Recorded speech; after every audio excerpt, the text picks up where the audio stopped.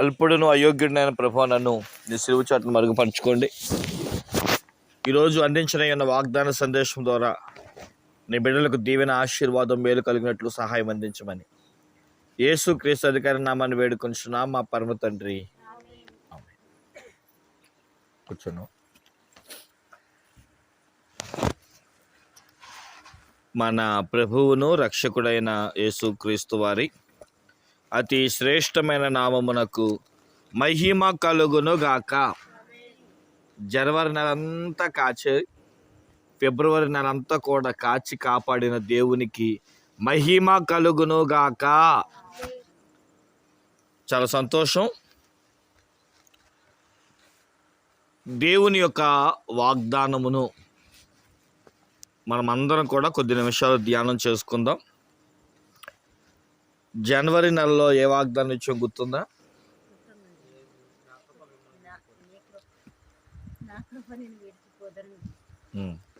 ఫిబ్రవరి నెల చాలా సంతోషం.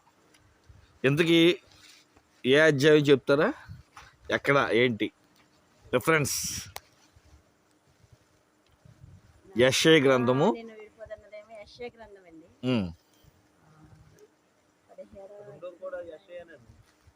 ఒకే అధ్యాయము. యెషయా గ్రంథము 54వ అధ్యాయాన్ని మనము ధ్యానం చేశాము.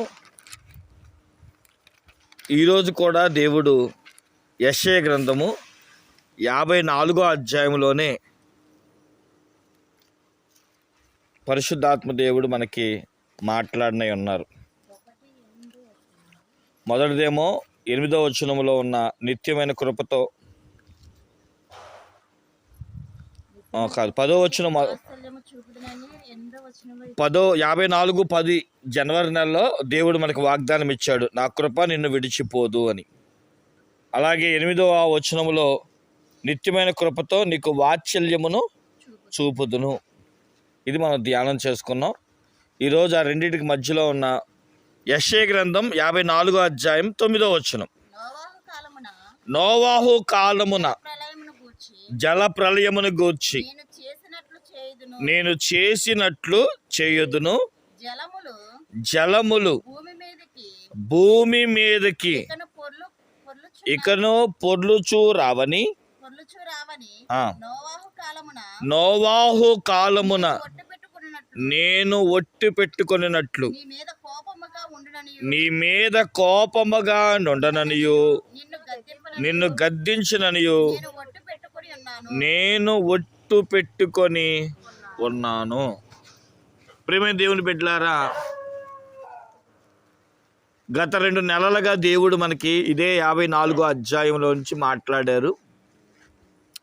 54వ అధ్యాయం అంతా దేవుని మాటలే.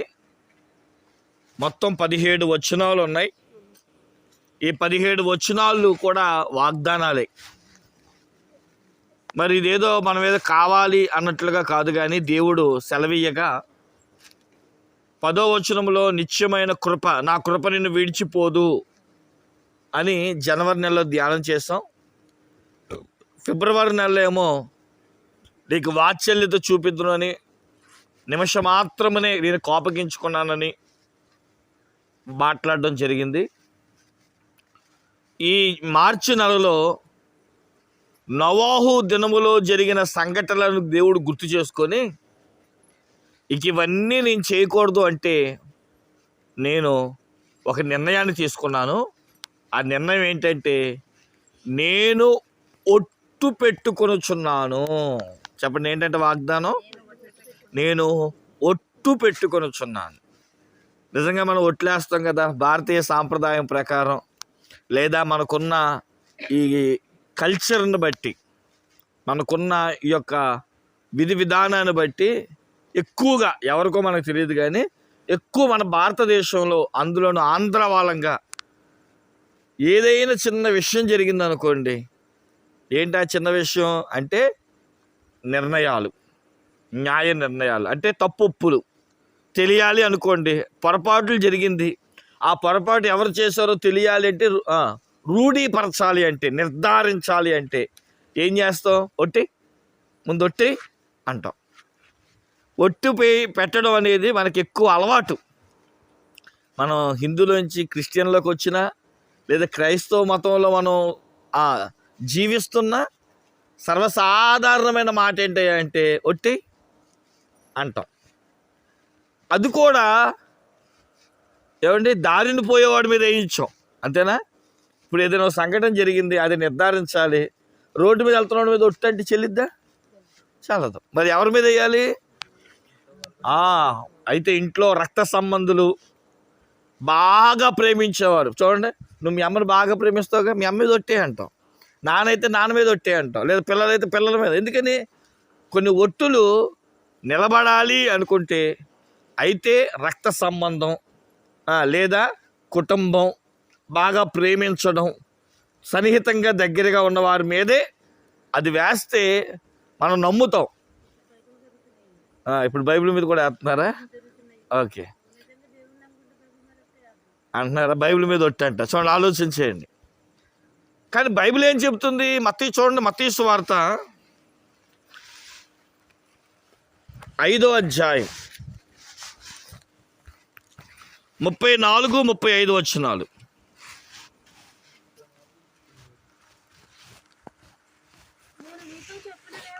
నేను నీతో చెప్పినదేమనగా, మత్తయి సువార్త 5వ అధ్యాయం 34-35. నేను మీతో చెప్పినదేమనగా ఏంటంట? ఎంత మాత్రమును ఒట్టు పెట్టుకోవద్దు. మనం ఖచ్చితంగా ఏమంటాం? ఆకాశము దేవుడు తోడు. ఇంకా బాగా చెప్పాలంటే ఇంకా ఆకాశం మీద వద్దంట. ఎందుకని? అది దేవుని సింహాసనము. భూమి తోడని అనవద్దు, అది ఆయన పాదపీఠము. యెరూషలేము తోడని, అది మహారాజు పట్టణము. నీ తల తోడని ఒట్టు పెట్టుకొనవద్దు.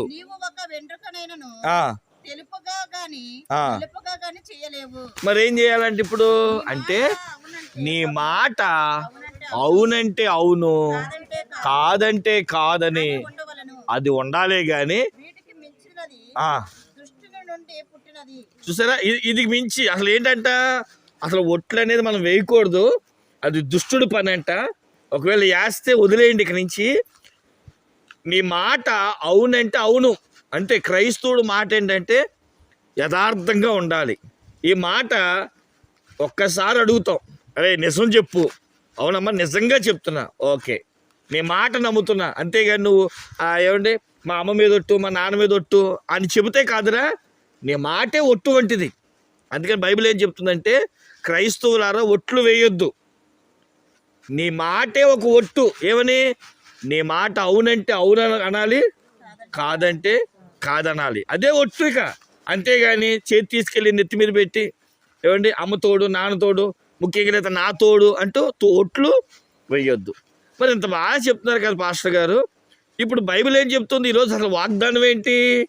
నేను ఒట్టు పెట్టుకొనుచున్నాను అంటే పూర్వం దేవుడు అంట నీ మీద ఒట్టు నీ మీద ఒట్టు అనలా, తన మీదే తను ఒట్టు పెట్టుకుంటూ ఇక నుంచి నేను కొన్ని చెయ్యను, ఇక నుంచి నేను కొన్ని చేస్తాను. కొత్త సంవత్సరం రాగానే ఏమేమి చెయ్యాలో అవి చేస్తాను, ఇదిగో ఒట్టు,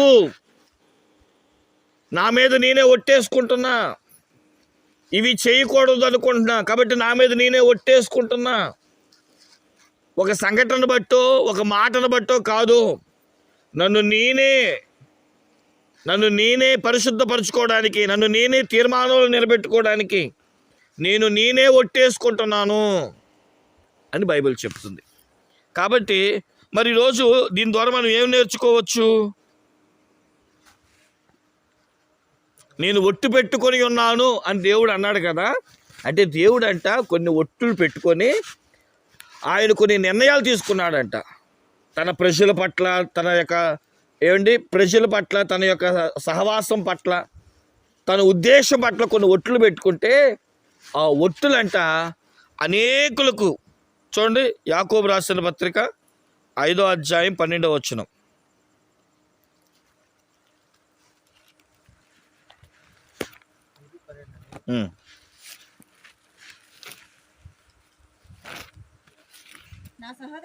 నా సహోదరులారా ముఖ్యమైన సంగతి ఏదనగా ఆకాశము తోడని గాని భూమి తోడని గాని మరి దేని తోడని గాని ఒట్టు పెట్టకొనక మీరు తీర్పు పాలు కాకుండానట్లు అవునంటే అవును కాదంటే కాదు అని ఉండవలెను. ఓకే, అంటే కొత్త నిబంధనలో దేవుడు తను తాను ఒట్టు పెట్టుకున్నాడు. పాత నిబంధనలో క్రొత్త నిబంధన పత్రికలకు వచ్చేటప్పటికి ఒట్లు వేయొద్దు, మీ మాటే ఒక ఒట్టు, నమ్మకం. అది ఒట్లు వేయకుండా మీ మాటే ఓ నమ్మకం. అయితే ఇప్పుడు మనం నేర్చుకునే మాట ఏంటంటే, దేవుడు అంటే తను తాను ఒట్టు అని అనడం వలన కొంతమంది ప్రజలకు కొన్ని మేలు జరిగినాయి అంట. ఇప్పుడు దేవుడు మన సంఘంతో ఏమంటున్నాడు, నేను ఒట్టు పెట్టుకొని ఉన్నాను. ఇంకా మీకు మాట బాగా అర్థమయ్యేటట్టు చెప్తాను. దేవుడు ఆ రోజు ఇశ్రాయేలీల ప్రజలకు వాగ్దానం చేయడం, మీరు చాలాసార్లు ఏమనుకుంటారంటే ఈ మాటలు మాకు కాదు కదా అనుకుంటారు. ఈ బైబిల్కి ఉన్న ఒక విచిత్రమైన అనుభవం ఏంటి అంటే, ఆ రోజుల్లో ఇంచుమించు యెషయా గ్రంథం రాసేటప్పటికి క్రీస్తు పూర్వం 700 సంవత్సరాల కిందట, అంటే యేసయ్య పుట్టక ముందు 700 సంవత్సరాల క్రిందట రాయబడింది. అప్పుడు ప్రజలతో దేవుడు ఎలా మాట్లాడాడో ఇప్పుడు సంఘంతో కూడా దేవుడు అలాగే మాట్లాడుతున్నాడు. అప్పుడు జరిగిన అనుభవాలు ఎలా ఉన్నాయో ఇప్పుడు జరిగిన అనుభవాలు కూడా అలాగే ఉంటున్నాయి. ఈ మాటలు వాళ్ళకే అనుకుంటే మనకి దీవెన కలగదు. ఇప్పుడు దేవుడు నాతోనే మాట్లాడుకుంటున్నాడు అన్నాడు అనుకోండి, ఇప్పుడు నీ ముందే ఉండి, అందుకని బైబిల్లో మాట ఉంటుంది అన్నమాట, నిలబడింది నీవు కానీ మాట్లాడువాడు పరిశుద్ధాత్మ దేవుడు. నీ ముందు నిలబడి దైవ సేవకులు వాక్యం అందిస్తున్నారు అంటే దైవజనుడు కాదు మాట్లాడేది, దేవుడే తన మాటలు ఆ దాసుని ద్వారా. ఇంకో మాట చెప్పమంటారా, మీరు పాల ప్యాకెట్లు వేయించుకుంటారు కదా, పాలు ఇచ్చుకుంటూ వెళ్ళిపోతాం. న్యూస్ పేపర్ వేయించుకుంటే నేను ఎవరినో పాల ప్యాకెట్లు వేసేవాడిని, దేవుడు పంపించాడు, మీరు కావాలన్నారు, నేను వేసి వెళ్ళిపోతున్నా. న్యూస్ పేపర్ అడిగారు అనుకోండి, న్యూస్ పేపర్ వేసి వెళ్ళిపోతాను. అంటే మీకు అర్థం అవ్వాలంటే పేపర్కి నాకు ఏమైనా సంబంధమా? నేను ఒక పోస్ట్ మ్యాన్ లాంటోడిని. ఇంకా బాగా చెప్పాలంటే, మీకు అర్థమయ్యేటట్టు బాగా చెప్పాలంటే, నేను ఒక పోస్ట్ మ్యాన్ లాంటోడిని. ఎవరు ఉత్తరం రాసింది ఎవరు? అవతల పక్క ఉదాహరణ అనుకుందాం, గోపి గారు భారతి గారికి ఉత్తరం రాశారు. గోపి గారు ఆర్మీలో ఉన్నారు అనుకుందాం కాసేపు, ఆయన ఉత్తరం రాశాడు, ఎవరికి ఇవ్వాలి? ఇక్కడ భారతి గారికి ఇవ్వాలి. ఇప్పుడు రాసింది ఎవరు? గోపి గారు. ఇవ్వాల్సింది ఎవరికి? మరి నాదేం పని? మధ్యవర్తం. ఇచ్చి వెళ్ళిపోవడమే నా పని, ఇంకేమైనా ఉందా? నేను అంటాను, ఈ బైబిల్ రాసింది దేవుడు, ఎవరికి రాశారు? అదే ఈ మాట అంటారు లేదో డౌట్ వచ్చిందా? మీకు రాశాడు, నేనేంటి మధ్యలో ఇలా రాశాడు అని అందించే ఒక ఉత్తరాలు అయినా, ఓ పాల ప్యాకెట్ వేసేవాడినో, ఓ న్యూస్ పేపర్నో, నాకు దీనికి ఏ సంబంధం? కానీ రాసిన వ్యక్తితోనూ తీసుకున్న వ్యక్తికి ఉన్న సంబంధం ఏంటో కనిపెట్టాలి. ఇప్పుడు నేను అంటాను, ఈ మాట దేవుడు రాయించాడు, ఈ మాట మీకు రాయించాడు. ఎందుకు రాయించాడు అంటే, మీరు అనుకోవచ్చు వాగ్దానం ద్వారా ఏం జరుగుతుంది అని. రాసిన దేవుడు ఏ మాట అయితే అక్షర రూపం రాశాడో, ఏ మాట అయితే ఏమంటే లిఖితపరిచాడో, ఈ మాటలు నేటికి సజీవమైన మాటలు కనుక దీన్ని నమ్మి విశ్వసిస్తే నేటి మన జీవితంలో దేవుడు గొప్ప కార్యాలు జరిగించిన గాక. దేవుడు అంటున్నాడు, నేను నీ గురించి కొన్ని ఒట్టులు పెట్టుకున్నా, అవి రాబోవచ్చిన దినములలో ఏదైతే నేను ఒట్టు పెట్టుకున్నానో దాని ద్వారా వచ్చే ఆశీర్వాదాలు నువ్వు పొందుకుంటావు. దేవునికి స్తోత్రం చెప్పండి. హల్లెలూయా. అసలు దేవుడు ఏ ఒట్లు పెట్టుకున్నాడు అని అంటే, మొట్టమొదటి ఒట్టు గురించి చెప్తున్నాను చూడండి. ఇదే 54వ అధ్యాయం 9వ వచనం మరొక్కసారి చదువుకుంటే, మొదటి ఒట్టుని గురించి దేవుడు మాట్లాడుతున్నాడు. నోవాహు జలప్రలయమున, నోవాహు కాలమున జలప్రలయమును గూర్చి జలములు భూమి మీదకి ఇకను పొర్లు రావని నోవాహు కాలమున నేను ఒట్టు పెట్టుకున్నట్లు. మొదటి ఒట్టు అంట ఏంటంట, ఆయన నోవాహు కాలములో జలములు పొర్లకుండా ఉండాలని నేను ఒట్టు పెట్టుకొనుచున్నాను అన్నాడు. ఇప్పుడు ఇంతకీ నోవాహు కాలం ఎక్కడుంది? ఆది కాండము 6వ అధ్యాయం మొదలు పెడితే 7వ అధ్యాయంలో పడవ తయారు చేస్తే 8వ అధ్యాయంలో మాట్లాడరే అమ్మా, వాళ్ళు చదువుతున్నారు బైబిల్, మొదలేశారు మొత్తం. బైబిల్ కిజ్ అడగపోయేటప్పటికి మొత్తానికి మానేసినట్టున్నారు. 8వ అధ్యాయంలో 40 పగల్లో 40 రాత్రులు ప్రచండమైన వర్షం వచ్చి ఏమంటే అరరాతు కొండ మీదకి ఆగితే ఆది కాండం 9వ అధ్యాయం 11వ వచనం చదవండి. నేను నీతో ఒక నిబంధనను స్థిరపరిచితిని, సమస్త శరీరులు ప్రవాహ జలముల వలన ఇకను లయపరచబడరు. ఇక నేను భూమిని నాశనము చేయుటకు ఇక జల ప్రళయమును కలగదని పలికెను. వినండి ప్రియులారా, నా వైపు చూడండి, మీకు అర్థమైద్ది. దేవుడు నోవాహు కాలములో అంటే ఆది కాండం 6వ అధ్యాయానికి వస్తే దేవుడంట భూమి వైపు ఒకసారి తొంగి చూశాడంట. పాపం, తాగేవాడు తాగుతున్నాడు, తిరిగేవాడు తిరుగుతున్నాడు, పెళ్ళిళ్ళు చేసుకున్నాడు తిరుగుతున్నాడు. ఏమంటే ఇక బైబిల్ ఒక మాటలో ఉంది, దేవుడంట చెడుతనాన్ని చూసి అసహించుకున్నాడంట. అయ్య బాబోయ్, చూడండి, ఇల్లు అద్దెకిచ్చిన తర్వాత ఒక నెలకి వాండ్రమ్మ గారు వచ్చి చూసి ఇదే అసలు ఇల్లేనా అమ్మ అన్నట్టు, ఏమంటే మనుషులు కలగజేసిన దేవుడు సృష్టిని కలగజేసిన తర్వాత అందులో మనిషిని పెడితే ఒక రోజు అంటే దేవుడు తొంగి చూస్తే దేవుడికి అసహ్యం పుట్టిందంట. వెంటనే దేవుడు అన్నాడంట, వీళ్ళందరూ ఇల్లు ఖాళీ చేయించాలన్నట్టుగా. ఏమండి నోవాహు గారు, మీరైతే బాగా యథార్థంగా నీతిపరుడుగా ఈ కాలంలో కనబడుతున్నారయ్యా. నీ పేరుకు తగినట్లుగా నువ్వు నెమ్మదిగా బ్రతుకుతున్నావు. నోవాహు అంటే నెమ్మది కాబట్టి ఈ కాలంలో నువ్వే నీతిమంతుడివి, నిన్ను బట్టి నీ కుటుంబాన్ని రక్షిస్తాను. అయితే నువ్వు రక్షించబడాలి అంటే నేను ప్రచండమైన వర్షాన్ని ఇంతవరకు కురిపిస్తా. అది కురిపించేటప్పటికల్లా ఇదిగో ఈ కొలతలతో చితీసారి మానుతో ఒక ఓడను తయారు చేసుకో. ఓడ బారెంత ఉండాలి, ఎత్తు ఉండాలి, దానికి 3 అంతస్తులు ఉండాలి. దేవుడు చెప్పాడు మొత్తం. ఎందుకు చెప్పాడు కొలతలు? చాలామంది ఈ కొలతలు పట్టుకొని దేవుడే కొలతలు చెప్పాడు కాబట్టి ఏముంది అంటే ఏముంది, వాస్తుంది. బాగా చెప్తున్నారే, వాస్తుంది అంటారు. బాబు అసలు ఓడ ఎలా పడతాడో కట్టేస్తాం అనుకోండి, నీళ్ళ మీద ఆగాలిగా. అందుకని ఎలా కట్టాలో మనకు తెలియదు కాబట్టి దేవుడు ఏం చెప్పాడు? కొలతలు చెప్పాడు. ఈ కొలతలు పట్టుకొని వాస్తు దగ్గరికి వెళ్ళకండి. కొలతలు లేకపోతే పడవ ఇటుకవుతా ఇటు అటుకవుతా ఇటు ఒరిగిపోద్దన్న ఉద్దేశంతో ఎలా నిలబడాలో మొట్టమొదటిసారిగా కొలతలు చెప్పాడు. ఈ కొలతల ప్రకారం 120 సంవత్సరాలు కట్టాడంట. చెప్పండి ఎన్ని సంవత్సరాలు? ఈ రోజు కట్టి రేపు పొద్దున అయిపోలా. 120 సంవత్సరాలు కడుతూ నోవాహు తాతగారికి మనసాగక వెళ్ళిపోయేవారిని వాళ్ళందరిని బుజ్జగిస్తూ వాళ్ళందరూ నవ్వుకుంటున్నారు. ఈ తాతకి ఏ పని లేదురా, ఓడ కడుతున్నాడు, ఏ రోజున వర్షం వచ్చిందా మన ఊర్లో, ఏ రోజున వరద వచ్చిందా అంటూ ఎక్కిరెత్తున్నారు. కాదమ్మ భార్గవి మారమ్మ, లేదంటే శుభమ్మ మారమ్మ, ఎల్లమ్మ మారమ్మ. ఏమ్మా మీ పేర్లు చెప్తే వాళ్ళు తిడతారని మీ పేర్లు చెప్పట్లా. మారమ్మ అంటే అందరు నవ్వుతున్నారు. 120 సంవత్సరాల తర్వాత దేవుడు అన్నాడు, ఇదిగో సమస్త జలరాశులన్నిటినీ కూడా నేను ముంచివేస్తున్నాను. కాబట్టి ఇదిగో కొన్ని జంతువులు ఆడ మగ వస్తాయి, ఎందుకంటే మళ్ళీ వారి ద్వారా సంతానం పెరగాలి కాబట్టి ప్రతి జీవిని ఆడదాన్ని మగదాన్ని ఇద్దరిని పంపిస్తాను. వాడు ఎక్కిచ్చాడు. వాళ్ళకి కావాల్సిన సామాగ్రి కూర్చాడు. ఈ 8 మందిని కూడా అంటే నోవాహు గారు, వారి భార్య, 3 కొడుకులు 3 కోడళ్ళు, మొత్తం 8 కూడా వాడెక్కించి దేవుడు తలుపు గొళ్ళెం బయట వేసాడు. గుర్తుపెట్టుకోండి, ప్రతిదీ కూడా చిన్న చిన్న లాజిక్లు ఉంటాయి. ఎందుకని లోపల ఎత్తే తాతగారికి గోపి గారు రాగానే అమ్మో మనోడే కదా అని చెప్పి ఏం చేస్తాడు అది. అందుకని దేవుడు తలుపు కూడా ఎక్కడేసాడు? ప్రకటన గ్రంథంలో దేవుడు గుడి ఎక్కడే, తలుపు యొక్క గడి ఎక్కడేసాడు గుర్తుందా?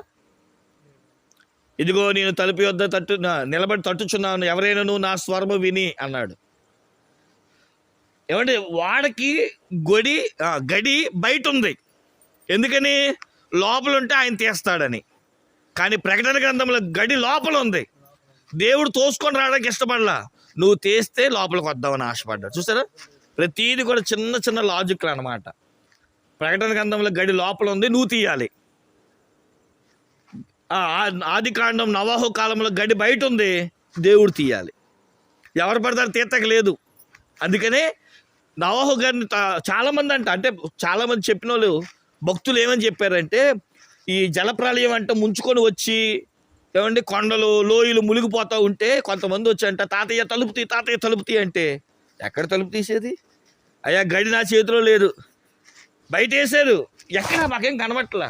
అందుకని బైబిల్ అంటుంది నోవాహు గారి యొక్క ఓడ తలుపులు అంట దేవుడే బిగించెను అని రాయబడ్డారు. ఓకేనా, రైట్. ఇప్పుడు 40 పగల్లో 40 రాత్రులు ప్రచండమైన వర్షం, కొండలు లోయలు మొత్తం మునిగిపోయింది, ఓడ తేవడం మొదలెట్టింది. మొట్టమొదటిసారిగా ఏమండి 40 పగల్లో 40 రాత్రులు అయిన తర్వాత వర్షం ఆగిపోయింది. దేవుడు నోవాహు గారితో చెప్పినప్పుడు నోవాహు గారు మొట్టమొదటిగా కాకిని వదిలేడు, తిరిగి రాలేదు కాకి. రెండో రోజు నల్ల పావురాన్ని వదిలేడు, పాదము పెట్టుటకు కూడా చోటు లేదు కాబట్టి తిరిగి వచ్చేసింది. మూడోసారి మళ్ళీ పావురాన్ని వదిలితే బైబిల్ చెప్తున్న మాట ఏంటంటే ఒలీవ ఆకును చిగురును తెంచుకొని వచ్చింది. ఇప్పుడు నోవాహు గారు కొంతకాలం ఆగిన తర్వాత ఈ నీళ్ళన్నీ ఇంకిపోయంట. ఈ వాడంట అరారాతు, ఇటలీలో ఉంది, అరారాతు అనే కొండ మీద ఆగిందంట. అప్పుడు ఆయన దిగి వచ్చిన తర్వాత దేవుడి దగ్గర కూర్చొని ఆయనకు ఒక నైవేద్యంగా కొన్ని పశువులు కొన్ని జంతువులు వధించి నైవేద్యంగా ఇచ్చాడు. అప్పుడు దేవుడు అన్నాడంట, నేను తప్పు చేశాను, ఎందుకనంటే ఇంతమంది నాశనం అయిపోవడానికి ఏదో కోపం వచ్చింది, నాకేదో కోపం వచ్చేసింది.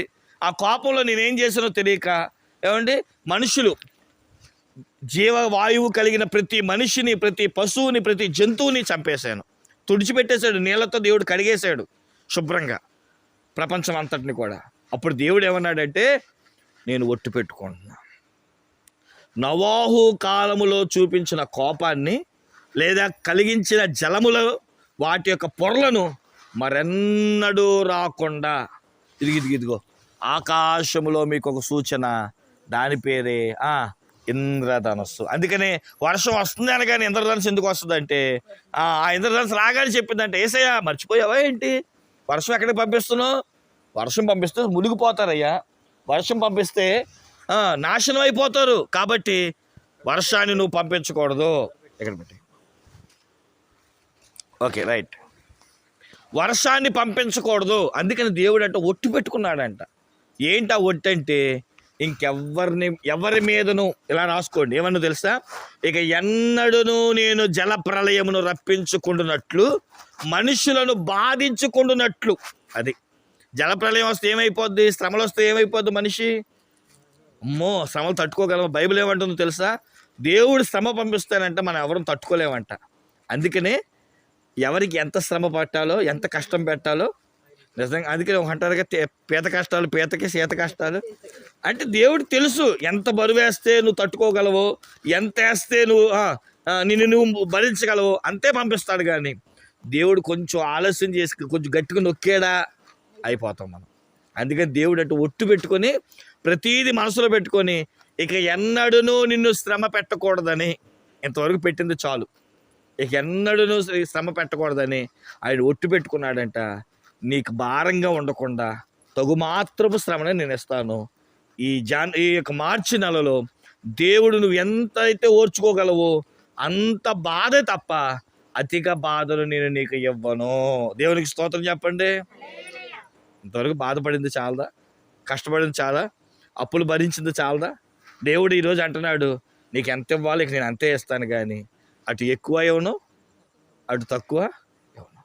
మిమ్మల్ని ఎంతైతే శ్రమ పెడితే మీకు దీవెనో. బైబిల్లో మాట ఉంది కదా, బంగారాన్ని అంటే కంసాలకి ఇచ్చినప్పుడు ఎక్కువ మంట పెట్టడు అంట, అలా అని తక్కువ మంట పెట్టడు. దాని లోపల ఉన్న చిన్న చిన్న పార్టికల్స్ దాన్ని ఏమంటారంటే చెత్త చెదారం, ఇనుము, రాగు ఇవన్నీ అంటుకొని ఉంటాయి. ప్యూర్ గోల్డ్ కావాలంటే ఎంత కాల్చాలో అంత టెంపరేచర్ ఉంటుందంట. ఈ టెంపరేచర్ ఏ రోజైనా మీకు జ్వరం వచ్చినప్పుడు 200, 300 వచ్చిందే, గట్టిగా వస్తే 102, 103, 104, ఇంకా ఎక్కువ వస్తే మనం ఉండవు. కాబట్టి దేవుడు తెలుసు ఎంత ఇవ్వాలో, ఎంత ఉష్ణోగ్రత పెట్టాలో, ఎంత శ్రమ పెట్టాలో. శ్రమలు ఆపడండి ఎవరికైతే దేవుడు అంటాడు, శ్రమలు నేను ఆపేస్తున్నాను అంటే అది ఉట్టిదే. అందుకని దేవుడు ఏమన్నాడు తెలుసు తెలివిగా, నోవాహు కాలములో నేను ఎలాగైతే పూర్తిగా, ఆయన ఒకసారి అంటే కోపగిస్తే మనుషులు లేరు. అందుకని దేవుడు అంటున్నాడు, ఇక నేను ఒక నిబంధన పెట్టుకున్న, ఒట్టు పెట్టుకుంటున్నాను, జలప్రలయాలలో జలములు ఇక ఎన్నడూ కూడా మీ మీద పొంగి పొరలవు. అంటే శ్రమలు ఎక్కువగా మీకు రావు. వచ్చిన శ్రమలను తట్టుకునేటట్లుగా నేను ఒక నిబంధన మీ ముందు పెడుతున్నాను. శ్రమ మీకు ఎక్కువ అయిపోతున్నాను కానీ మీరు మోకరించండి, నేను నీ పట్ల గొప్ప కార్యాలు చేయబోతున్నా. దేవునికి స్తోత్రం చెప్పండి. ఒట్టు పెట్టుకొని మరీ చెప్తున్నా, నువ్వు అడుగు చాలు. ప్రభు ఏంటి ఎక్కువైపోతున్నాను అడుగు, ఎంత శ్రమ ఇవ్వాలో నేను అంతే ఇస్తాను కానీ అధిక శ్రమ నీకు రానివ్వను. ఇది మొదటి వాగ్దానం. రెండో మాట చూడండి, అక్కడే ఉంది 54వ అధ్యాయం 9వ వచనంలో, నీ మీద కోపముగా ఉండననియు నిన్ను గద్దింపుననియు. ఎంత కోపం పెట్టేస్తున్నావు ఏమండి ఈరోజు అమ్మకి నాన్నకి అడగండి వెళ్ళి.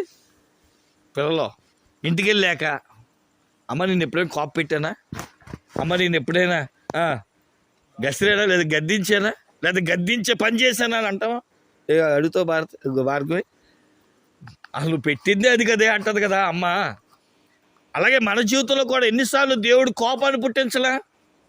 ఒకసారి చదువుతారు ద్వితీయోపదేశ కాండము 4వ అధ్యాయం 21.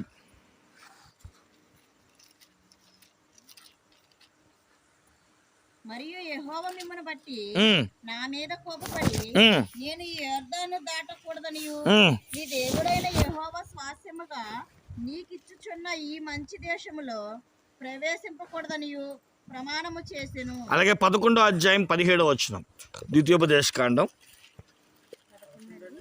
17. లేని ఎడల యెహోవా మీ మీద కోపపడి ఆకాశమును మూసివేయును, అప్పుడు వాన కురియదు, భూమి పండదు. యెహోవా మీకు ఇచ్చుచున్న మంచి దేశంలో ఉండకుండా మీరు శీఘ్రముగా నశించెదరు. దేవుడే కనుక నిజంగా కోపపడితే మనం నశించిపోతాం. ఆల్రెడీ జరిగింది నోవాహు కాలంలో. మొదటిగా అంటున్నాడు ఎక్కువ జలాలు రావు, అంటే ఎక్కువ కష్టాలు రావు, వస్తాయి. వచ్చినప్పుడల్లా నువ్వు మోకరించి నీ కార్యం చేస్తా. రెండవది మిమ్మల్ని చూస్తూ ఉంటే నాకు కోపం వస్తుంది. మిమ్మల్ని చూస్తుంటే ఇంకేం వస్తుందంటే దేవుడికి కోపమును అలాగే గద్దింపు వస్తుందంట. కానీ దేవుడు ఏమన్నాడు తెలుసు, నేను ఒట్టు పెట్టుకున్నా, ఆగ్రహాన్ని అనుగ్రహంగా నేను మారుస్తాను. దేవుడికి స్తోత్రం చెప్పండి. ఎన్నిసార్లు దేవుడికి మనం కోపాన్ని పుట్టించాం, కానీ దేవుడు అలాగే కోపాన్ని పెట్టేసుకున్నాడా? కొంతమంది అడిగితే చెప్తారు, మా పగ ఎన్ని సంవత్సరాలు అనుకున్నారు, అందుకే నేను వాళ్ళ ఇంటికి వెళ్ళను, వాళ్ళ గుమ్మం తొక్కను, వాళ్ళకి నాకు మాటలు లేవు అంటాం. మరి దేవుడు ఎన్నిసార్లు మాట్లాడడం మానేయాలి మీతో? ఎన్నిసార్లు కృప చూపించడం మానేయాలి? సూర్యుడిని ఏమంటే ఎండ పంపించినప్పుడు నీకు పంపిస్తున్నాడుగా, వర్షం పంపించినప్పుడు నీకు పంపిస్తున్నాడుగా. నువ్వు ఎన్ని తప్పులు చేసినా, ఎంత కోపగాన్ని ఇచ్చినా దేవుడు నిన్ను మానలేదుగా. మరి దేవుడు అంటే కొన్నిసార్లు నిజంగా మన మీద కోపాన్ని చూపిస్తే మన పరిస్థితి ఏంటి? దేవుడు మాటిస్తున్నాడు, నువ్వు కోపం పెట్టే పనులు చేసినా అలా అని చెప్పి కోపం పెట్టకు, నేను కోపాన్ని కూడా అనుగ్రహంగా మార్చగలిగిన వాడిని, ఆయన పేరు నజరేయుడైన యేసుక్రీస్తు. దేవునికి మహిమ కలుగునుగాక. నువ్వు కోపగించే ప్రతి పనిని, దేవునికి విరుద్ధమైన చేసే ప్రతి పనిని ఇక నేను లెక్కలోకి తీసుకోలేను. నా కోపాన్ని నేను అనుగ్రహంగా మారుస్తాను. నేను ఒట్టి పెట్టుకొని మరీ చెప్తున్నాను, ఇక ఎన్నడూనూ నేను కోపపడను. ఒకసారి వాగ్దానంలో కూడా నేను మాట చెప్పాను, నహూము గ్రంథంలో. నేను కోపపడ్డాను, కానీ ఆ కోపానికి వచ్చిన పర్యస్తావాన్ని బట్టి మళ్ళీ నేను మనసు మార్చుకున్నాను అన్నట్లుగా ఏవేల గ్రంథంలో కూడా చదువుతూ ఉంటాం కదా. ఇప్పుడైనా ఉపవాసం ఉండండి, దేవుని వైపు రండి, ఆయన్ని అడగండి. ఆయన కనీసం ఏమండి శాంతిమూర్తిగా మారి నీకేం చేస్తాడు? చెయ్యను ఉద్దేశించిన కీడు చేయకుండా మానతాడు. దేవుని కోపం పుట్టించే ప్రతి పని మనం చేస్తాం. మన పని ఏంటయ్యా అంటే దేవుని కోపాన్ని పుట్టిస్తాం. కానీ ఆయన కృప, వాత్సల్యత, కనికరం ఆయన ఒట్టి పెట్టుకున్నాడంట. నువ్వు కోపగించే పనులు చేసిన, ఒక బిడ్డ తల్లికి చిరాకు తెచ్చే పనులు చేసిన బిడ్డను కాదంతగా కోపాన్ని చల్లార్చుకుంటుంది కదా. దేవుడు మాటిస్తున్నాడు, నీ కోపాన్ని గద్దింపుని నేను ఒట్టి పెట్టుకొని చెప్తున్నాను, మరెన్నడూ నీ మీద కోపగించగలను, మరెన్నడూ కూడా నేను గద్దించను, నిన్ను దూరం పెట్టను. రెండో మాట ఏమని రాసుకుంటామంటే, ఆయన కోపాన్ని, ఆగ్రహాన్ని అనుగ్రహంగా మార్చడానికి ఆయన ఏం చేసుకున్నాడంట? ఒట్టు పెట్టుకున్నాడు. ఇక త్వరగా మరొక 2 మాటలు మీకు క్లుప్తంగా అలా టచ్ చేసి వదిలేస్తాను. చూడండి, హెబ్రీ పత్రిక 6వ అధ్యాయం 14వ వచనం. ఆయన ఇంకొక 2 ఒట్లు పెట్టుకున్నాడు. అది 1:6-14. తన తోడు అని ప్రమాణము చేసి, చూడండి, దేవుడు అంటున్నాడు తన తోడని ప్రమాణం చేసి నిశ్చయముగా నేను నిన్ను ఆశీర్వదించును, నిశ్చయముగా నిన్ను విస్తరింపజేతును అని చెప్పాను. దేవుడంట అబ్రహాముతో అంటున్నాడు, అబ్బాయ్ నేను నిన్ను ఆశీర్వదిస్తాను, తోడు. దానికి చూసినండి ప్రభువా, దేవుడు ఆశీర్వదిస్తే నువ్వు విస్తరిస్తావు. దేవునికి మహిమ కలుగును కాక. దేవుని ఆశీర్వాదం ఎలా తెలుస్తుందంటే, ఏమండి, స్థలం వెనకాల స్థలం పక్కన స్థలం, బిడ్డ వెనకాల బిడ్డ, మొన్నే కన్నావు, పెరిగింది, పెళ్లి చేసావు, 2 ముగ్గురు అయ్యారు, 3 4 అయ్యారు. అంటే దేవుడు మనల్ని ఆశీర్వదిస్తే మనం ఏమవుతామంట, విస్తరిస్తాం. మేకలు విస్తరించినట్లు, పశువులు విస్తరించినట్లు, జనము విస్తరించినట్లు దేవుని ఆశీర్వాదం ఒట్టు పెట్టుకొని చెప్తున్నాడు. ఈ మార్చి నెలలో విస్తారమైన ఆశీర్వాదాలు చూచెదువు గాక. దానికి చూసిరేంటి ప్రభువా, ఒకటేసావా, 2 చేయబోతున్నాయి. ఏకాంగులను దేవుడు సంసారులుగా చేయను గాక, సంసారంగా ఉన్న వారిని దేవుడు పిల్లల గణదానిగా చేయను గాక. మొన్నేం 1, ఈ సంవత్సరం 2, వచ్చే సంవత్సరం 3, పై వచ్చే సంవత్సరం. కారణం ఏంటంటే ఆశీర్వాదం. నేను చూపించను కానీ బైబిల్లో ఒక మాట ఉంది, ఆ మాట నాకు చాలా ఇష్టమైన మాట. దేవుడు ఆశీర్వదిస్తానంటండి, ఆ ఊర్లో కానీ ఆ ఇంట్లో కానంట, మనుషుల్లో కానీ పశువుల్లో కానీ గొడ్డుమోతుతనం ఉండదంట. దేవునికి స్తోత్రం చెప్పండి. అది ఎలా అంటే, ఆయన ఆశీర్వదిస్తే జనాలు పెరగాలే కానీ తరగవు. ఇదేంటంటే పెళ్లి చేసిన రోజు ఒకవేళ బాధపడుతున్నాం ఈ మాట వింటూ. బైబిల్ చెప్తుంది, ఆయన ఆశీర్వదిస్తే మీ దేశంలో గొడ్డుపోతుతనం దేవుడు తీసివేయను గాక, సంతానముతో దేవుడు మిమ్మల్ని విస్తరించును గాక. ఒట్టు పెట్టుకుని మరీ చెప్తున్నాను, నువ్వు అడుగు, ఒట్టు పెట్టి మాటిస్తున్నా. ఇక నుంచి నీ సంతానము దిన అభివృద్ధి చూడబోతున్నావు, విస్తరణ చూడబోతున్నావు, ఆశీర్వాదాన్ని చూడబోతున్నావు. ఇక 4వ మాట చెప్పి ముగించేస్తాను. అపోస్తుల కార్యములు 2వ అధ్యాయం 30వ వచనం. ఇక నువ్వు విస్తరించి మాట్లాడటకు సమయం లేదు గనక అపోస్తుల కార్యం 2:30. అతని సమాధి నేటి వరకు మన మధ్య ఉన్నది. అతడు ప్రవక్త అయి ఉండెను కనుక అతని గర్భఫలములో నుండి అతని సింహాసనం మీద ఒకని కూర్చుండబెట్టుదును అని దేవుడు తనతో ప్రమాణ పూర్వకముగా ఒట్టు పెట్టుకున్నాను సంగతి అతడు ఎరిగి. చాలండి, ఒకసారి అందరూ బైబిల్ మూసేయండి. ఈ మాట ఎవరితో చెప్పాడో చెప్పండి, చూస్తా మీ బైబిల్ యొక్క జ్ఞానం. ఏమన్నాడు ఇంతకి? ఇప్పుడు నేను చదువుతాను, మీరు వినండి. అయితే నేను చదువుతుంది, మీరు బైబిల్ తీయొద్దు, మీరు ముందే వెనక చదివేస్తారు. నేను చదువుతున్నాను చూడండి. అపోస్తుల కార్యం 2వ అధ్యాయం 30వ వచనం. అతని సమాధి నేటి వరకు మన మధ్యనున్నది. అతడు ప్రవక్తయే ఉండెను గనుక అతని గర్భఫలములో నుండి అతని సింహాసనం మీద ఒకని కూర్చుండబెట్టేదనని దేవుడు తనతో ప్రమాణపూర్వకంగా ఒట్టు పెట్టుకునే సంగతి అతడు ఎరిగి.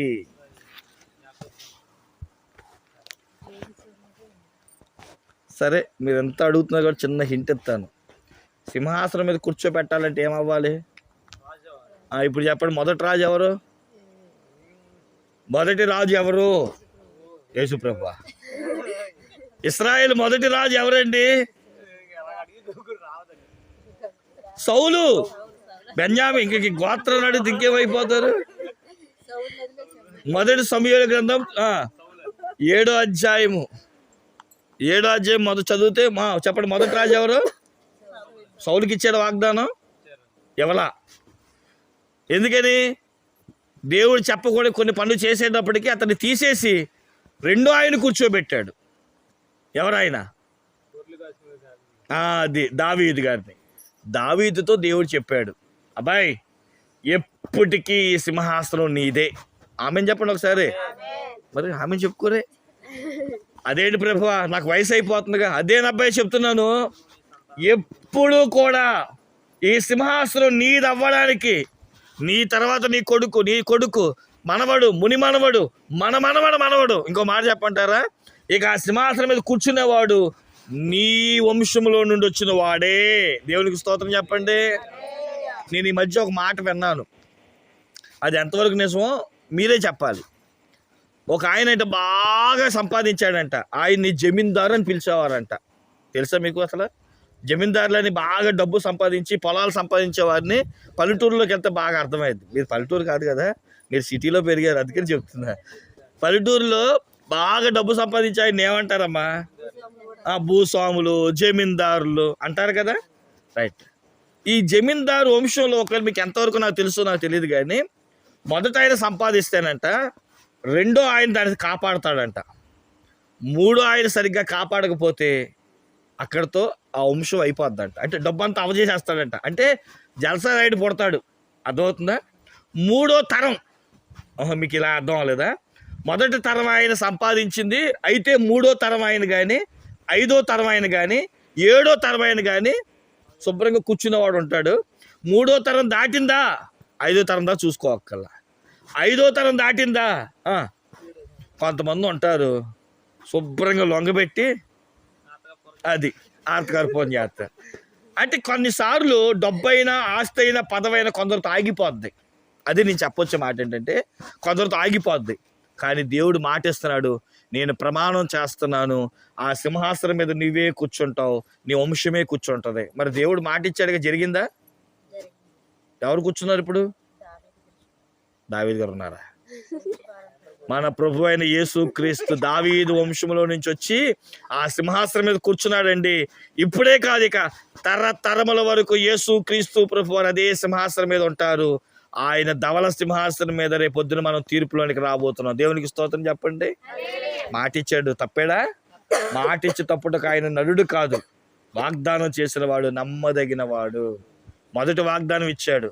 నోవాహు కాలములో మనుషులు చంపినట్లు, శ్రమ పెట్టినట్లు, కన్నీరు కార్చినట్లు, ఇక నేను ఒట్టి పెట్టుకొని చెప్తున్నాను, జలములు మీ మీదకి పొరలవో, మీకు శ్రమలు రావు, వచ్చిన అధిక శ్రమలు నేను కలగనివ్వను. ఇక రెండవది, కోపగించే పనులు, గద్దించే పనులు చేసినప్పటికీ ఒట్టు పెట్టుకొనిచున్నాను, ఆగ్రహాన్ని కూడా అనుగ్రహంగా మారుస్తాను. మీరు దేవుడి యందు విశ్వసించి, ప్రభువా నా మీద ఉష్ణోగ్రత, నా మీద బలహీనత, నేను తట్టుకోలేని శ్రమలు వస్తున్నాయి ప్రభువా అంటే, ఆగ్రహాన్ని కూడా అనుగ్రహంగా మారుస్తానని ఒట్టి పెట్టుకొని వాగ్దానం చేస్తాను. మూడవది, నేను ఖచ్చితంగా నేను ఆశీర్వదిస్తాను. నేను ఆశీర్వదించానని ఎలా తెలుస్తుంది అంటే, సంపాదన విస్తారంగా ఉంటుంది. ఆస్తి అయినా, అంతస్తు అయినా, పదవైన అభివృద్ధి కానీ తరగదు. ఇక నాలుగవది, దేవుడు మాటిస్తున్నాడు, తరతరములు కూడా సింహాసనం మీద, రేపొద్దున ఆ సింహాసనం మీద ఆయన కుడి పార్శ్వమున నువ్వు నేను కూర్చుండడానికి నీ కొరకు ఆ సింహాసనాన్ని సిద్ధపరుస్తున్నాడు. ఆ సింహాసనం నాది. మీకు వద్దంటే మీకు వద్దు, నాది. అలా బ్రతకడానికి దేవుడు ఒట్టు పెట్టుకున్నాడు, మాటిస్తున్నాడు. యేసయ్యా, నువ్వు నిజంగా ఒట్టు పెట్టుకుంటే దాన్ని సంపాదించే భాగ్యం నాకు ఇవ్వండి. నీ కొరకు, నా కొరకు కల్వరిశిలలో ప్రాణం పెట్టిన యేసయ్య ఒట్టు పెట్టి మాటిస్తున్నాడు. నువ్వు నిజంగా భక్తి చెయ్యి, ఆ సింహాసనం నీకే. తల వంచని ప్రార్థన చేసుకుందాం.